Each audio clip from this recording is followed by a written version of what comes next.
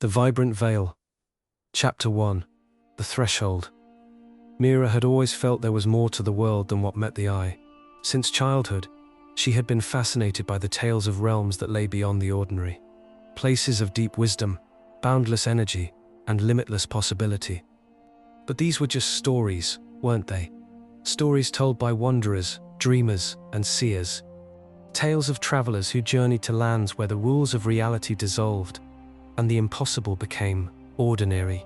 That was, until the day she found the entrance. It was a warm spring afternoon when she wandered into Narin Forest, a dense thicket of ancient trees and overgrown foliage, thick with an almost electric energy. The air hummed with a strange, unexplainable vitality. As she wandered deeper into the woods, the silence around her grew more profound, as though the forest itself was holding its breath. Suddenly, the ground beneath her feet trembled, not in the usual way, but as if it were responding to some unseen force. The trees around her began to shimmer, the leaves shimmering in iridescent shades of violet, blue, and gold. The light itself felt alive, twisting and bending in strange patterns, like the flicker of a distant fire. Mira stepped forward, drawn by an inexplicable compulsion, and before she could register what was happening, the world around her fragmented. The familiar path she had been walking on splintered into 1,000 glimmering pieces, each fading into the air like wisps of smoke. With one final step, she found herself somewhere else. Chapter 2. The Dreamer's Garden. Mira blinked, and the world shifted. The trees were gone, replaced by glowing structures that pulsed with life. The ground beneath her was soft and fluid, like walking on air, and the sky above was a shifting kaleidoscope of colors, changing with each breath she took. Flowers of light blossomed around her, casting emerald and gold hues, and the air was thick with a sweet, intoxicating scent. In the distance, a figure appeared, walking with a slow grace. It was tall, its skin shimmering like glass, its face a blur of shifting colors. "Welcome, traveler," the figure said, its voice inside her mind and in the air around her. "You have crossed the threshold into the Dreamer's Garden. Here, thought and imagination create reality. What you perceive shapes what you experience." Mira's heart raced. "What is this place?" "This realm is a reflection of your inner world," the figure replied. "What you seek here will reveal more about yourself than any place you've known. But be warned, what you find may not always be what you expect." Mira glanced around, feeling the weight of the realm's energy. She wasn't sure whether to be excited or frightened. "How do I leave?" "The way out is the same as the way in," the figure said cryptically. "But first, you must learn to see through the veil. Understand this place, and you'll find your way." Without another word, the figure vanished, leaving Mira alone in the vibrant, shifting landscape. Chapter 3. The Mirror of Shifting Paths. Mira continued her journey, the landscape changing again. She found herself in a dense forest, the trees glowing softly in the dark. The air hummed with energy, as if the forest itself was aware of her presence, guiding her forward. Soon, she came upon an enormous mirror, standing alone among the trees. Its surface rippled with vibrant colors, reflecting not just the world around her, but something deeper. Her reflection was there, but it was distorted, fractured like a broken piece of glass. As she gazed into the mirror, the reflection seemed to shift. Her face cracked, her eyes darkened, and she saw flashes of her past, moments of doubt, fear, regret. The voice from the Dreamer's Garden echoed in her mind. "What you see is not always what is true." Mira reached out to touch the mirror, and the surface rippled, revealing even deeper layers of herself. Memories, emotions, unresolved conflicts. The mirror was showing her not just who she was, but what she feared and longed for. The voice spoke again. "The path you walk is shaped by what you confront." With a deep breath, Mira closed her eyes. When she opened them, the reflection had changed. Her face was whole again, calm and steady. The mirror shattered into fragments, and the forest around her began to fade into a new, unknown world. Chapter 4. The River of Reflection. The ocean stretched infinitely in all directions, a vast expanse of shimmering blue water. The sky above was a deep, tranquil purple, dotted with stars that sparkled like diamonds. Mira stood at the edge of the water, the cool breeze carrying the scent of salt and ancient wisdom. She could feel the waves of the ocean moving within her, as if the water itself were a reflection of her thoughts and feelings. Fine say.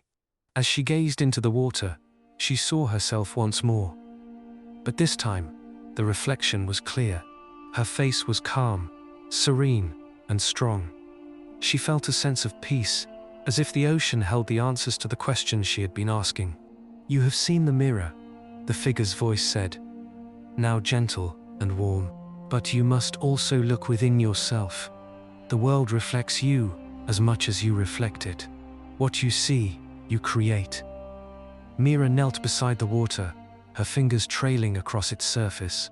The reflection rippled, and as it did, she saw not just herself, but her life, the choices she had made, the paths she had taken, and the ones she had yet to walk.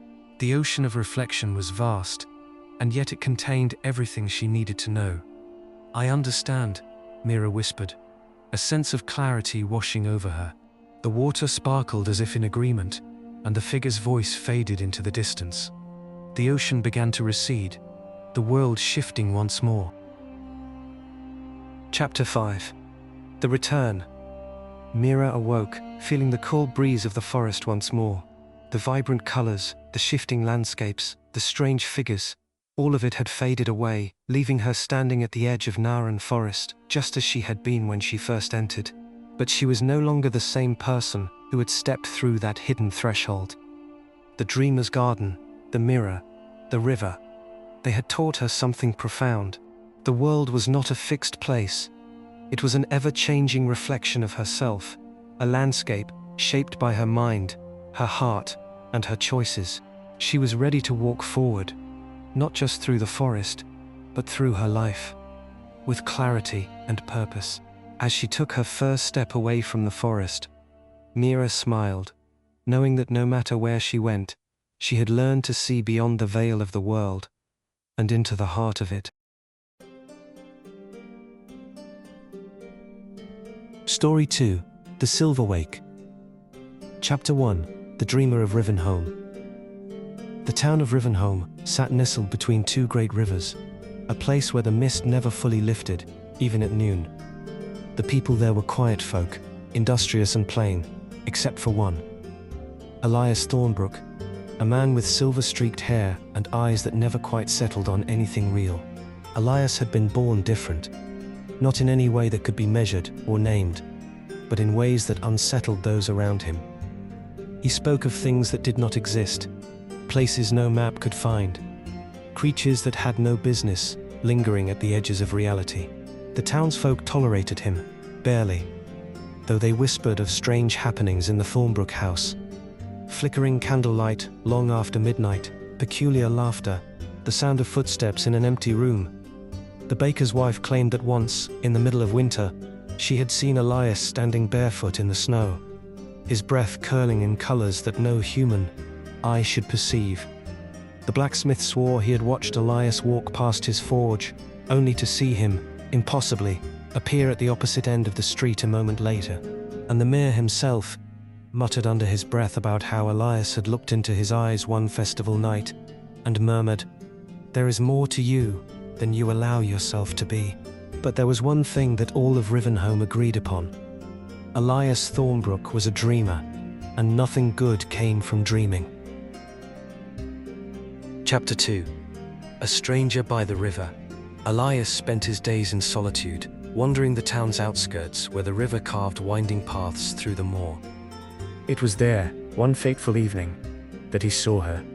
She stood at the river's edge, her hair black as midnight, her cloak woven from something that shifted between thread and mist. Elias stopped a few paces away, heart pounding. "You can see me," she said, more a statement than a question. "I see many things," Elias replied, watching as her form wavered, like heat rising off stone. "But I do not always trust my eyes." The woman smiled, and the mist at her feet curled around her like a living thing. "Good.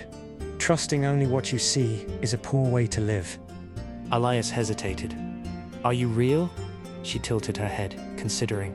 I am as real as the wind that moves the river, as real as the shadow cast by the moon, as real as the stories you tell yourself before sleep takes you. Elias exhaled. A riddle for an answer. I should have expected as much. And yet, she mused, you do not turn away. Chapter 3. The Silver Wake. The woman's name was Lyrian, and she spoke of things Elias had only glimpsed in his strangest dreams. She told him of the Silver Wake, a place beyond the edges of waking thought, where forgotten wonders dwelled, and nameless things whispered in voices like the turning of pages. She told him of doorways that did not always remain shut, of memories that solidified into roads, of echoes that grew into melodies. This world is only one of many, she said one night, as they sat by the river, the water reflecting stars that did not belong to any known sky. And most walk through it blind, never seeing the edges. But you, Elias Thornbrook, were born with the sight to perceive more. And if I wished not to? He asked, staring at the rippling silver surface. If I wished to remain as others are, anchored and unmoving. Lyrian's eyes darkened. Then you would wither. The world would grow small around you, shrinking until all that remained was a single, unbroken line from birth to death. Elias felt a shudder pass through him. And if I follow where you lead, Lyrian smiled, then you will awaken. Chapter 4. Whispers and Shadows. It began with whispers. The walls of Elias's home carried voices that were not his, murmuring of distant places and forgotten names. The pages of books turned on their own, revealing stories that had never been written. He began to see shapes moving at the corners of his vision, half-familiar figures, wrapped in twilight and song. The townsfolk grew uneasy. They avoided his house, crossed the street when they saw him coming. Some claimed they heard music seeping from his windows at night, a melody that lingered in the mind long after waking. Others spoke of lights drifting above his rooftop, pale and wavering, like ghosts seeking release. One evening, as Elias sat beside the river, Lyrian reached for his hand. It is time, she whispered. Time for what? To step beyond, to wake. The river had stilled, its surface smooth as polished glass. Elias looked down and saw not his own reflection, but another world staring back at him. A world of impossible towers and endless sky, where shadows cast light and the air shimmered with untold stories. He hesitated. If I go, I cannot return. Would you wish to? Lyrian asked gently. Elias thought of Rivenholme, of the mist-choked streets, the wary glances, the silence that pressed upon him like a too-tight shroud. He thought of the world he had glimpsed beyond the edges of waking, and of the song that hummed just beneath his skin. Slowly, he stepped forward. Chapter 5. The Vanishing of Elias Thornbrook. In the morning, the people of Rivenholme found Elias Thornbrook's house abandoned. The furniture lay undisturbed, the candle on the table burnt down to its wick. His footprints led to the river's edge, then vanished, as if he had stepped into nothing at all. They whispered of his fate, some claiming he had wandered too far into the moor and been swallowed by mist. Others swore they saw a second set of footprints beside his own, belonging to no one they knew. And a few, late at night, when the wind was still, heard faint laughter rising from the water's surface, like the echo of a dream half remembered. The town soon moved on, as towns always do. But sometimes, on the quietest of nights, a traveler would come to Rivenholme and pause by the river, staring at the water, as if listening for something. And, if the wind was right, they might just hear the faintest strains of a song, the melody of a world waiting just beyond the edges of sight, where dreamers walked awake, and the silver wake stretched endlessly before them.